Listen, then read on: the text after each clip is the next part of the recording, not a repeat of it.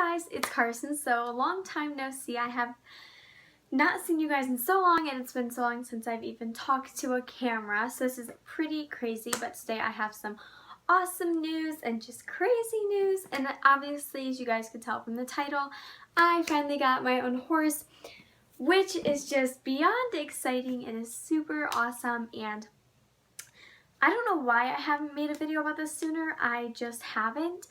So yeah, without further ado, let's just jump into it. Just for anyone new to my channel or whatever, hi, my name's Carson, and I recently got a horse named Piper. Now she is about 10 years old, and she's some sort of thoroughbred cross mixed with something else. We're not quite sure. So I guess where I'm going to start was I was riding at a barn, and I have ridden there for like a long time. I mean, sports have like gotten in the way, and I've had to like stop for like little short amounts of times, but then I've hardly ever gone to any other barn. It's always been that one barn. So as soon as I came back, I started riding my trainer's old horse, and his name was Zeke. Now he had a tendon injury, so he hadn't been ridden in months and hadn't been jumped in over a year. So pretty much I bonded with this horse, and I loved him, and just like the best horse ever, and his temperament had just like everything about him had changed, and I loved him. But he was out of the picture for getting a horse because he was just going to be way too expensive, and we already knew that. And I told myself, you know, like, don't get like so attached because I know I could never afford him.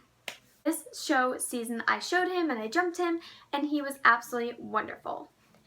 Now during this time, about May, this is the confusing part. One of my friend's moms had recently gotten a horse, and she got the horse to put in a program, like a therapy program, and she had been out there for a long time and working on it, and the people who sold her the horse completely lied, had completely changed kind of what she was as a horse. So the mom, she took her, and like, she's the most caring, wonderful person in the world. So she takes the horse, and she had no means to ever try and ride it or whatever, just for people to come and work and brush and cuddle and hang out, and she was going to keep her for the rest of her life and just have her be happy and safe.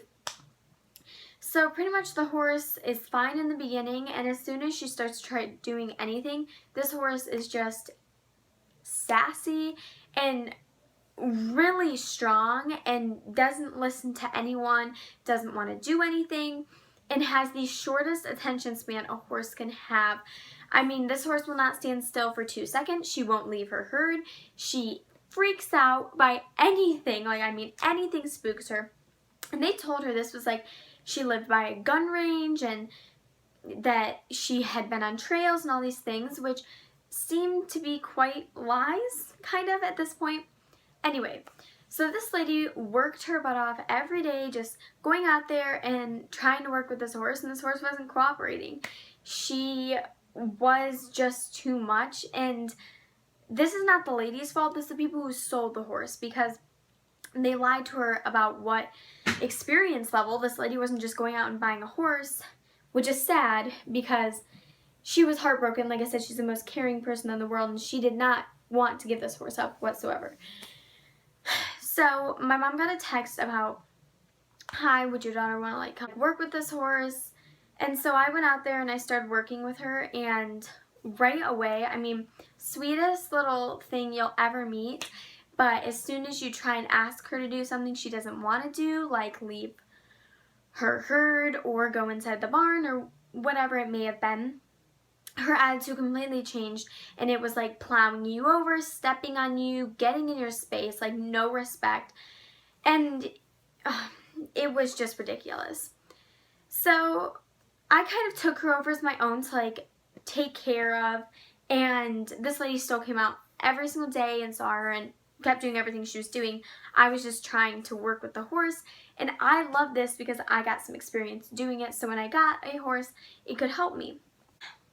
Okay, so pretty much also her history was completely unknown. Like, she had been found in a herd of cows, and then these people took her, and then they sold her for just, they said, I can't remember why they said they sold her, but they sold her because she had an injury, but she didn't tell the lady who I got her from that.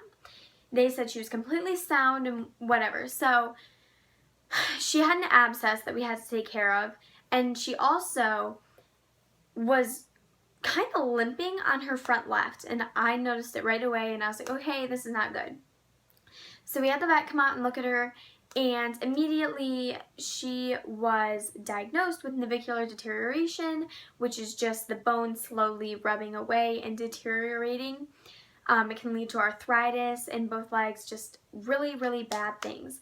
So we got the Osphos injection, which was expensive, but it was definitely worth it because it completely fixed her leg, and it completely slows down the deterioration. And it's a once in like her life thing, maybe a second time, but most likely we'll only have to do it once. So we also kind of figured out from her temperament and the way she looked, I kind of thought she was a thoroughbred, and the vet agreed, thought she was a thoroughbred. And he also decided that her pasterns were just way too far set to jump. I mean, on a regular basis. She may be able to pop over a log or whatever. That's not going to hurt her, but jumping, like show jumping, what I do, was not going to work out because of her legs. So I was crushed, and because obviously I was getting a horse so I could jump. And my parents were like, no, like we can't, because I was going to pay half of the boarding and they were going to pay half, and they're like, no, like we're not gonna spend our money on this horse just so you have it and like get another horse. And I was like, no. And so pretty much I told my parents, no, like I can't get rid of her. I'd rather like never jump again. I had just bonded way too much with this horse. So pretty much a couple months down the road that happened. I decided there was not enough time to be given between Zeke and all the hard work that I had to put into that, and the funds, not to mention for the shows, that just kept going to that and that. And I felt like Piper, I just wasn't giving her what I needed to. I mean, I go out there every night and I love her up and give her treats, but like I took on this horse to train this horse, like not to just go out and love her up. So I finally was like, okay, I just need to do this. So I ended up stopping riding there, which was a very hard thing for me, but it's what I had to do because Piper is the world to me, and that's just how it was going to work out. So I ended up buying her, and the official date when I bought her was June 28th, which is extremely exciting. Oh my goodness. And I've bought her so many things. She is the most spoiled, rotten horse in the world. And she has made leaps and bounds. She has came so far, and it is just amazing. I'm so proud of her. She's the sweetest thing, and she is starting to actually respect your space and not get in your space and not trample you, because she's learning that she can't always do that.